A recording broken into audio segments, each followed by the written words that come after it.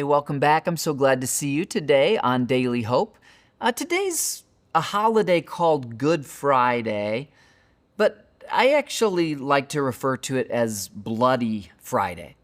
It's a good day in that it's the day that we were reconnected back to God through Jesus' death on the cross, but it was a day of suffering and agony for Jesus. In fact, we've been following Jesus' footsteps the week leading up to Resurrection Sunday, Easter Sunday.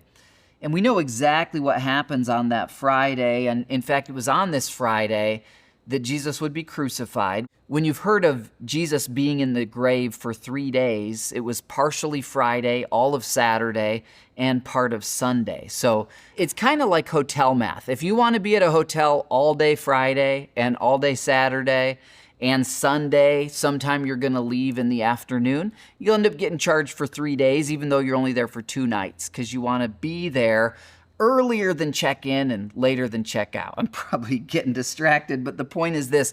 Jesus' crucifixion is an event that really takes all of Friday. He'll be in the tomb all of Saturday, and then he'll be in that tomb Sunday into the morning when he rises from the dead.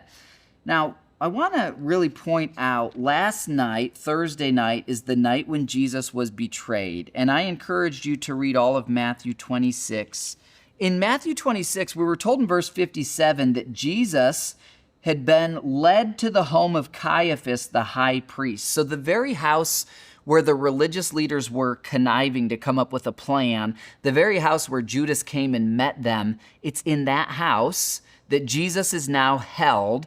And these religious leaders who hate him, they're going to pull an all-nighter plotting how do we kill him. So that's all of Thursday night through the night hours.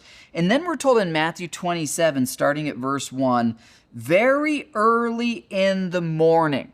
So early in the morning in this culture is before the sun rises. So this is probably 3 or 4 a.m.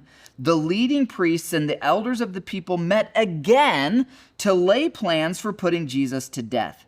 They bound him, led him away, and took him to Pilate, the Roman governor. Now, if you can open your Bible to Matthew 27, you're going to then see some verses about Judas, who's going to have major regret and take his life. And then in verse 11, now Jesus was standing before Pilate, the Roman governor. Are you the king of the Jews? The governor asked him. Jesus replied, you have said it. It's as you say, I am the king of the Jews. Verse 13, but when the leading priests and elders made their accusations against him, Jesus remained silent. Quote, don't you hear all these charges they are bringing against you? Pilate demanded, but Jesus made no response to any of the charges, much to the governor's surprise. Now, I want to encourage you to read Matthew 27 today. I'm going to read a little bit more of it and do a longer daily hope than usual. I don't want you to miss the significance on this Friday. And if you're watching this on your way to work or something, maybe you can pause it here and pick it up later. This is the day that God laid down his life for you. And so I think it merits us just reading through the rest of the chapter.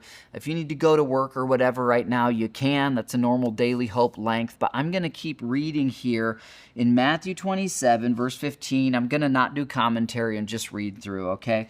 Now it was the governor's custom each year during the Passover celebration to release one prisoner to the crowd, anyone they wanted. This year, there was a notorious prisoner, a man named Barabbas. As the crowds gathered before Pilate's house that morning, he asked them, which one do you want me to release to you, Barabbas or Jesus, who is called the Messiah? Just then, as Pilate was sitting on the judgment seat, his wife sent him this message, leave that innocent man alone. I suffered through a terrible nightmare about him last night. Meanwhile, the leading priests and elders persuaded the crowd to ask for Barabbas to be released and for Jesus to be put to death. So the governor asked again, which of these do you want me to release to you? The crowd shouted back, Barabbas. Pilate responded, then what should I do with Jesus, who is called the Messiah? They shouted back, crucify him. "Why?" Pilate demanded. "What crime has he committed?" But the mob roared even louder, "Crucify him." Pilate saw that he wasn't getting anywhere and that a riot was developing, so he sent for a bowl of water and washed his hands before the crowd, saying, "I am innocent of this man's blood. The responsibility is yours." And all the people yelled back, "We will take responsibility for his death, we and our children." So Pilate released Barabbas to them. He ordered Jesus flogged with a lead-tipped whip, then turned him over to the Roman soldiers to be crucified. We will pick up there tomorrow.